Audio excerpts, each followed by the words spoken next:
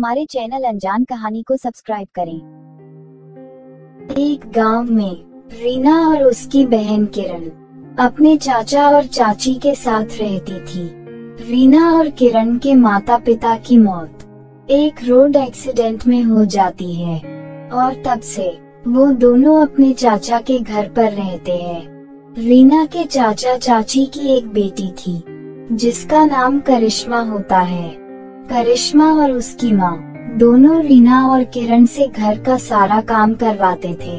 एक बार रीना की तबीयत खराब हो जाती है, तभी रीना की चाची वहाँ आती है और कहती है, आराम हो गया हो तो अब काम कर लो, तुम्हें घर में रख रखा है वो काफी है। चलो उठो, अपना नाटक बंद करो और मेरे लिए चाय बनाओ और सारे बर्तन और कपड़े धो। ये सब कहकर वो वहाँ से चली जाती है।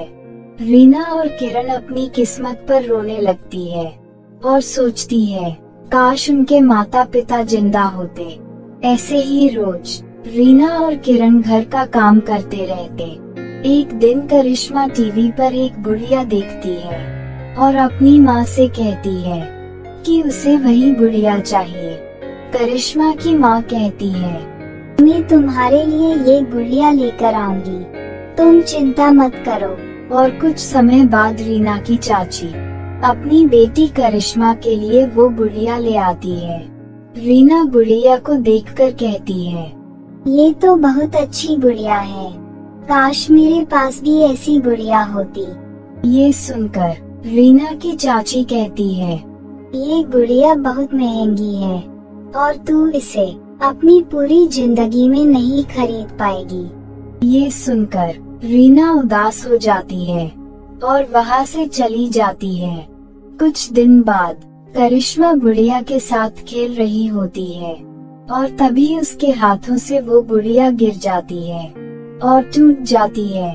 करिश्मा ये देखकर उदास हो जाती है और सोचती है कि अगर ये बात उसकी माँ को पता चल गई तो वो उसे डांटेगी।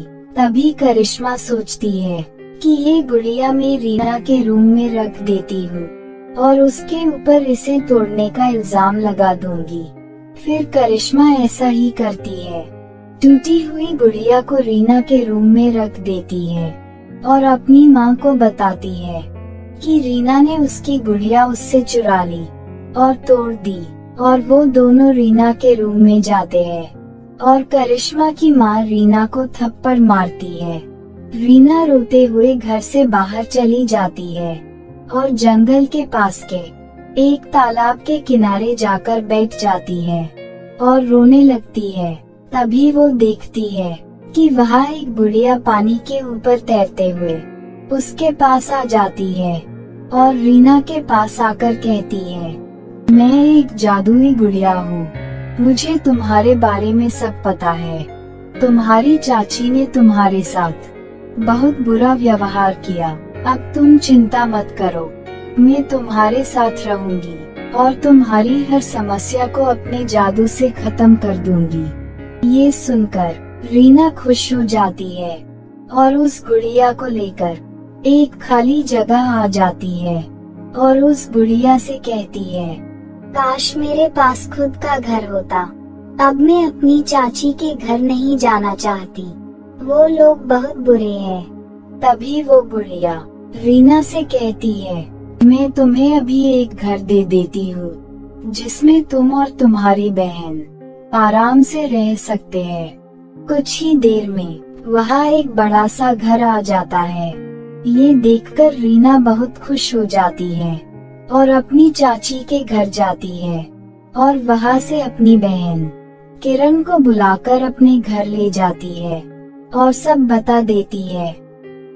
ऐसी ही रीना उस गुड़िया से जो भी मांगती वो गुड़िया उसे वो दे देती और रीना बहुत अमीर हो जाती है। रीना और उसकी बहन किरण को अमीर होता देख उसकी चाची और करिश्मा को जलन होती है और वो दोनों रीना के घर में झांकने लगते हैं और देखते हैं कि रीना जो भी उस गुड़िया से मांगती वो जादुई गुड़िया रीना को वो दे देती। रीना की चाची उस जादुई गुड़िया को चोरी करने के बारे में सोचती है और रीना के घर में जाती है। जैसे ही रीना की चाची उस जादुई गुड़िया को छूती है, उन्हें एक जोर का बिजली का झटका लगता है और वो दोनों वहाँ से भाग जाते हैं। ये देखकर रीना और उसकी बहन किरण हंसने लगते हैं। दोस्तों, कैसी लगी आपको जादुई गुड़िया की कहानी? ऐसी मजेदार वीडियोस देखते रहने के लिए हमारे चैनल अनजान कहानी को सब्सक्राइब करें और बेल आइकॉन दबाएं और इस वीडियो को लाइक करना न भूलें।